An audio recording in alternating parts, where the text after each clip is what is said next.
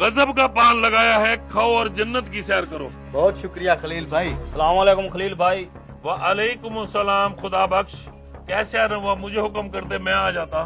बस खलील भाई, सरदार साहब का हुक्म था इसलिए मुझे आना पड़ा। ये तो हमारी खुशकिस्मती है।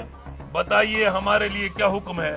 सरदार साहब का हुक्म था 1 किलो चूना ले आओ, वो ही लेने आया हूँ। 1 किलो चूना अभी दे देता हूँ। सरदार साहब का हुक्म है। क्या नाम है तुम्हारे सरदार का? जी, मैं सरदार शमशेर खान के पास काम करता हूँ। तुम्हारे सरदार ने इतना चूना क्यों मंगवाया है? ये तो सरदार ही जाने, उन्होंने हुक्म किया, मैं लेने आ गया। कुछ तो गड़बड़ है। तुम सरदार के पास क्या काम करते हो? वैसे तो सरदार के पास बहुत नौकर चाकर हैं, मैं उनका खास मुलाजिम हूँ, उनको पान बना के खिलाता हूँ। समझ गया। मेरा मशवरा है तुम 1 किलो चूना नहीं 1 किलो दही लेकर जाओ। ये क्या बोल रहे हैं आप? सरदार ने चूना ही कहा है तो मैं दही क्यों लेके जाऊं?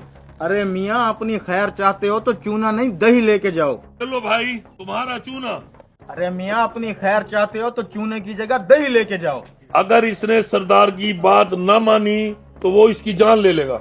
लेकिन इसकी जिंदगी तभी बचेगी अगर ये चूने की जगह दही लेके जाएगा। आगे तुम्हारी मर्जी। कहीं वाकई सरदार मेरी जान लेने का तो नहीं सोच रहा? अरे भाई, तुमने उसको चूने की जगह दही ले जाने का क्यों कहा? राज की बात है खलील भाई, आप एक पान लगाओ।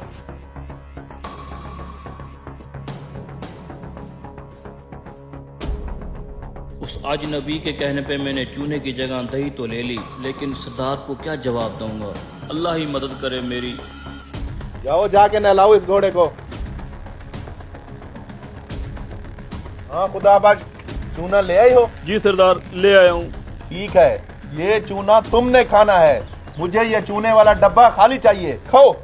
सरदार, मैंने कहा मुझे ये डब्बा खाली चाहिए। खाओ ये चूना।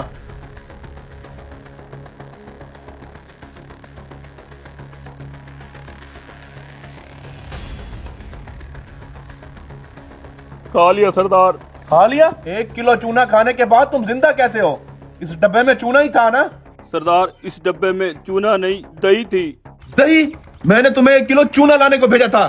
सरदार, मैं पान वाले से चूना ही लेने गया था, वहाँ एक अजनबी बैठा था, उसने कहा था चूने की जगह दही ले जाओ, तुम्हारी जान बच जाएगी। तुम्हें तो मैं बाद में देखूंगा, पहले उस अजनबी को बुला के लाओ।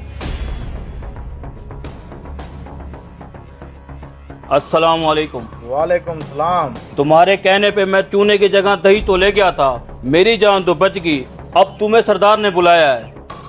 अंदाजा था मुझे इस बात का।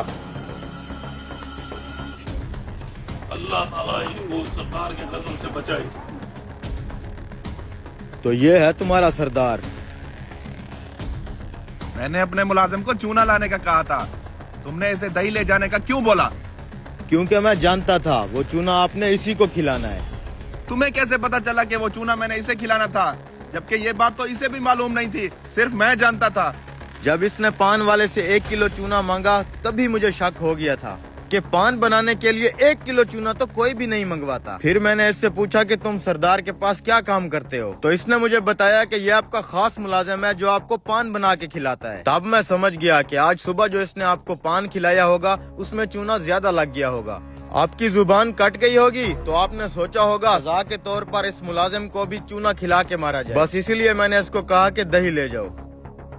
मानना पड़ेगा यार, गजब के ज़हीन इंसान हो तुम। यहाँ बैठो, मैं तुम्हारी जहानत पे तुम्हें इनाम देना चाहता हूँ। मांगो, क्या मांगते हो? मुझे कुछ नहीं चाहिए सरदार, बस मेरी एक नसीहत याद रखना।